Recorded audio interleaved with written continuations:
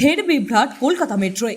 শনিবার সকালে ব্যস্ত অফিস টাইমে দমদম কবি সুভাষ রুটে ডাউন লাইনে পরপর দাঁড়িয়ে থাকে মেট্রোর তরফে জানানো হয়েছে যতীন দাস পার্ক স্টেশনে নিউ গড়িয়ামুখী মেট্রোর একটি রেক খারাপ হয়ে যাওয়ার কারণেই এই দুর্ভোগ। তবে 9:40 মিনিটে পরিষেবা ফের স্বাভাবিক হয়েছে বলে জানিয়েছে মেট্রো কর্তৃপক্ষ।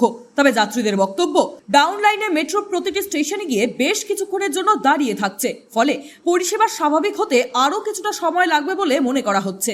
এই ঘটনায় মেট্রো রেল কর্তৃপক্ষের তরফে জানানো হয়েছে শনিবার 9:15 নাগাদ যতীন দাস পার্কে একটি মেট্রো রেকে যান্ত্রিক সমস্যা দেখা দিয়েছিল। 10 মিনিটের মধ্যে তার সমাধান করা হয়েছে। ওই রেকটি যাত্রী নিয়ে গন্তব্যের উদ্দেশ্যে রওনা দেয়। তারপরে ডাউন লাইনে মেট্রো স্বাভাবিকভাবেই চলছে। এর আগে গত শনিবারের পর সোমবার সুড়ঙ্গতে জল চলে আসায় বন্ধ করতে হয় আংশিক মেট্রো পরিষেবা। সুড়ঙ্গতে জল কিভাবে আসছে তা নিয়ে বিশেষ টিমও তৈরি করা হয়েছে।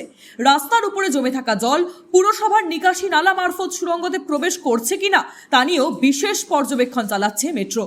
আধিকারিকদের একাংশের দাবি, যথাযথ রক্ষণাবেক্ষণের নজর থাকলে নিকাশি নালা দিয়ে জল বেরিয়ে যেত, দেওয়ালের ফাটল সহজেই ধরা পড়ত। আর এক্ষেত্রে কর্মী সংকট একটা বড় কারণ। তাই স্বাভাবিকভাবেই কলকাতা মেট্রোর সুড়ঙ্গের সুরক্ষা নিয়ে প্রশ্ন উঠতে শুরু করেছে। সেই আলোচনা ঘুরে ফিরে আসছে মেট্রোর কামরাতেও। মঙ্গলবারও সকালে মেট্রোয় ওঠার সময় অনেককে বলতে শোনা গেল, আবার মাঝপথে থমকে যাবে না তো ট্রেন। আবার কেউ বললেন, বৃষ্টি হলে রাস্তায় জল জমে জানতাম, কিন্তু মেট্রো সুড়ঙ্গও যে ডুবে যায় সেটা এখন দেখছি।